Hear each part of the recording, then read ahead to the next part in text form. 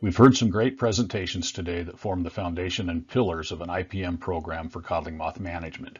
I've been tasked with building the IPM roof over that framework by reviewing my approach to IPM in general and codling moth specifically. I'll do that by sharing some of the questions that I ask when building an IPM program and how I might adjust tactics based on field observations. First, let me say that I view IPM as a data-driven strategy, but with site-specific tactics.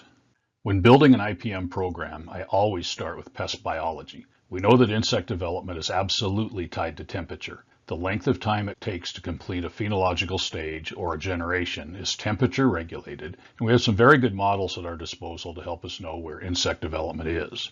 Many codling moth models rely on synchronizing the model with phenology of field populations by setting a biofix. There's some confusion around what determines biofix, unfortunately. Is it first moth catch, or is it first consistent moth catch over 2 or 3 consecutive nights? And in order to set a biofix, are traps checked every day or just once a week? Do you have an azon-phos-methyl resistant population that has a delayed emergence?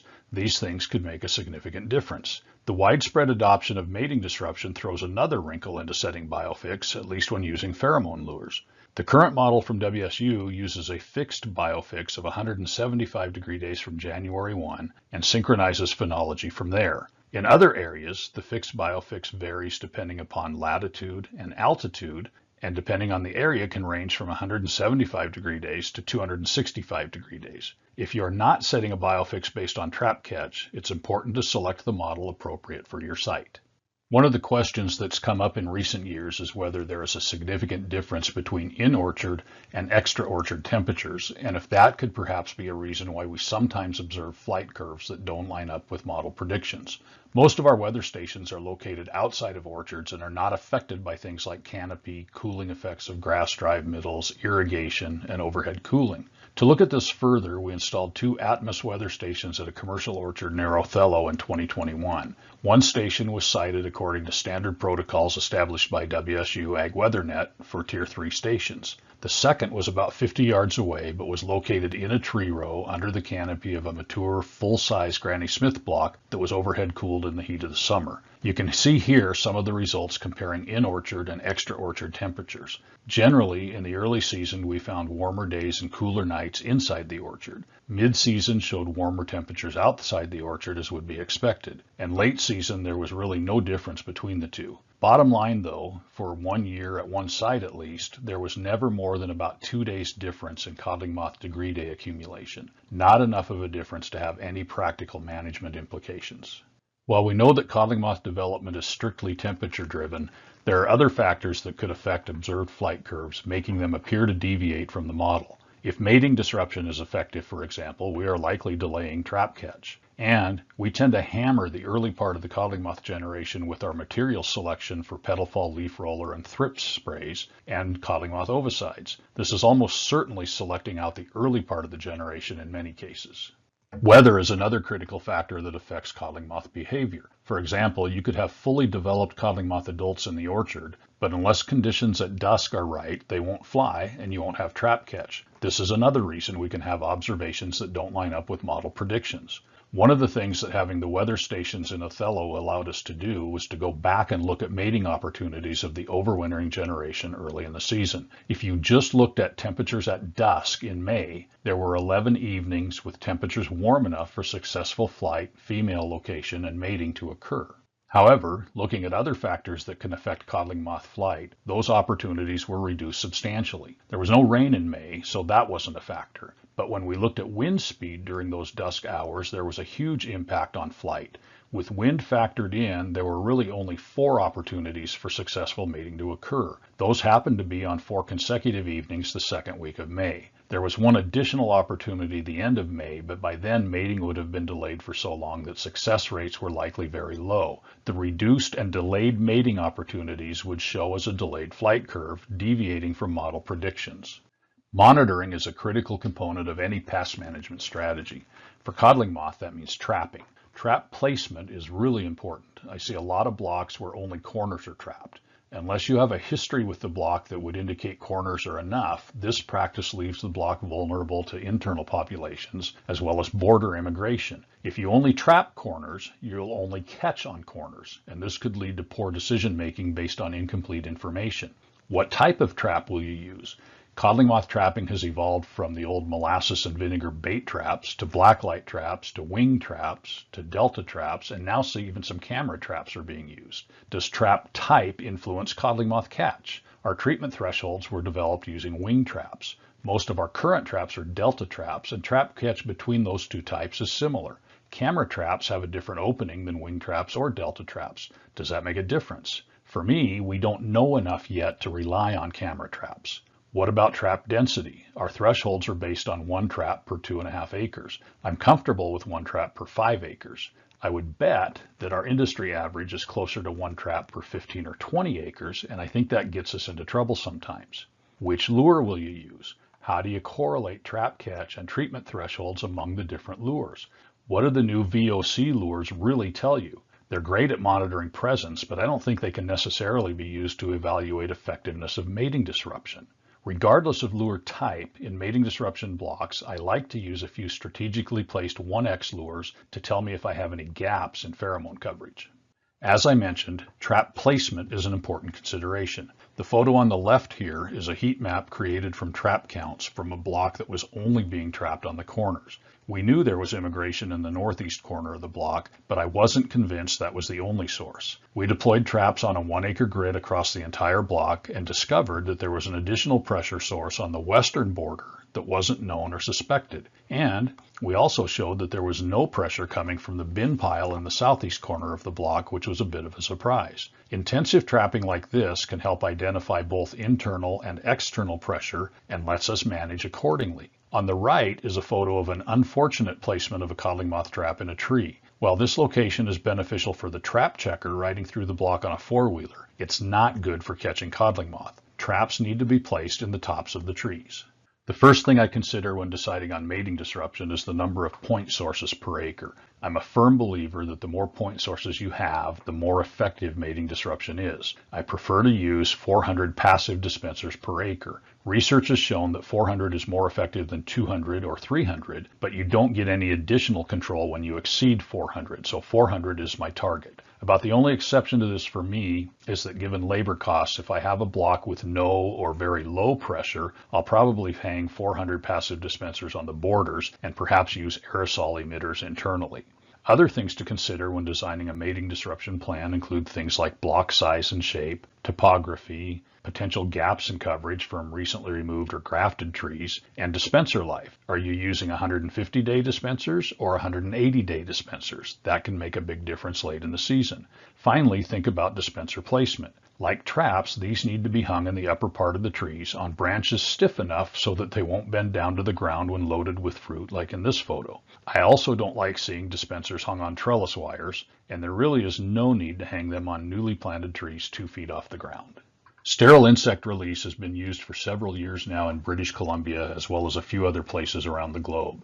Its use in Washington has been growing the last few years, but I'm still uncertain as to its effectiveness in our conditions, and it's significantly more expensive than mating disruption. If you're thinking about trying it, be aware that when sterile moths are released, they will flood traps, both yours and your neighbors.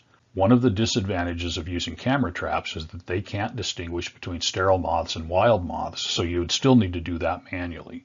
These are heat maps of trap catch in a block that used sterile insect release last year. Sterile moth catch is on the left and wild moth catch is on the right. It doesn't appear that sterile releases reduced wild capture in the southwest or northwest corners, but I don't really know that trap catch is necessarily a good way to evaluate sterile insect release effectiveness. There are several predators and parasitoids that will attack codling moth, but biocontrol of a direct pest that we're trying to manage to zero just isn't practical on a commercial level. Entomopathogenic nematodes have been researched for years, initially as a bin treatment in the packing house and now as a trunk and soil treatment in the fall. I just haven't seen these be very effective under field conditions, especially given their temperature and moisture requirements. I'm also starting to think that we may be developing some resistance to the granulosis virus. If not resistance, we are certainly seeing control slipping in the field, especially where it's been used on a weekly basis all season long. I've seen as many as 20 applications of granulosis virus in a season with no reduction in trap catch or fruit injury. Studies have shown that predation provides a higher level of codling moth control than parasitism, and I've seen some good predation by spiders, especially in the fall and winter when banding has been used. In this photo on the left, every one of those codling moth hibernacula was inhabited by a spider, and all of the larvae had been consumed. I think the bigger consideration for biocontrol when planning codling moth programs is the effect of control tactics on natural enemies of other pests.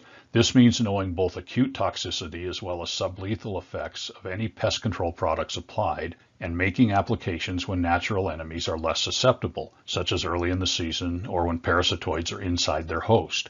Unfortunately, we still don't know enough about the biology and ecology of most of our natural enemies to always be able to make well-informed decisions. I've been asking for this for almost 20 years now, and we're still lacking adequate information. There are several cultural management tactics available to us, including things like pruning to improve spray penetration, thinning to remove clusters, and orchard sanitation. Even the planting system can affect codling moth behavior and control tactics. If trees have smooth bark, this forces codling moth to overwinter in the ground rather than on the tree. Raking the debris out of weed strips in the fall will disturb these overwintering sites and provide some level of control. Of course, if a grower has mulch down or is using mow and blow, raking really isn't an option, but that might be a place where a fall application of nematodes might be effective. Plus, the mulch provides an environment that's suited for nematode survival. Tree banding can remove a lot of codling moth from the orchard, but comes with a significant labor cost, so probably isn't practical unless populations are very high. If banding is used, they need to be removed and destroyed no later than pink stage the next spring. There are also some exclusion tactics available for use, but in most cases the labor costs to install them are prohibitive. One exception to that might be drape net. Other cultural practices that should be part of an IPM program include scouting for abandoned blocks and any feral trees in the area, cleaning up potential overwintering sites like brush piles and dumps, and not bringing bins into the orchard directly out of CA storage. In IPM programs, I view chemical intervention as a secondary tactic that supplements other tactics that are used first, not as the primary control measure. In the case of codling moth, chemical intervention supplements mating disruption. We've gone through a dramatic evolution in chemistries available to us for codling moth management in the past 15 years or so. Our old programs that were based on organophosphates actually provided a pretty stable pest management system. Those broad spectrum products were effective across a wide range of pests, worked on contact, and were effective against all life stages, so timing wasn't as critical. The newer chemistries usually target specific life stages such as egg or larva, usually need to be ingested, and require much more precise timing. The change in chemistries destabilized our old IPM system. In particular, the removal of OPs and replacing them with something like spinetoram resulted in significant flare-ups of woolly apple aphid and two-spotted spider mites. The flip side of that, though, is the almost complete disappearance of other pests like Lacanobia, white apple leafhopper, and western tenniform leaf miner.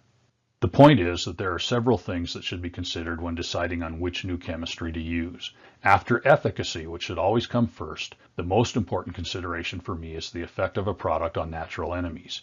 WSU's Decision Aid system has some really helpful information about this, as you can see in these screenshots on the right. That information alone, to me, is worth the cost of the subscription. We also need to balance resistance management strategies with both the effects on natural enemies and with MRLs for export markets. We use a lot of oil in our industry as an ovicide in our codling moth programs, but there are times when a sticker or a UV blocker would be a better fit than oil. One thing that really bugs me about our codling moth control programs in recent years is the overuse, or for me, any use, of lambdacide. I understand it's effective against all life stages, and I understand it's cheap compared to the other products available, but it's just so extraordinarily disruptive of IPM that I cringe when I see how much of it we're using.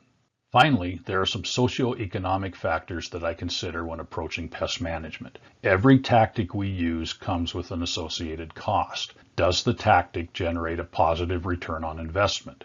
If it doesn't, then we should look at other tactics. What is the economic profile of the grower and or the block? I like to use these three general classifications shown here when designing pest management programs to fit the economic circumstances. This helps me to optimize the use of available tactics given the constraints of resources and operational conditions. That's all I have. Hopefully I've left you with a set of questions and considerations that can help with the design of an IPM strategy for codling moth specific to your blocks. Thanks for hanging in until the end of the summit.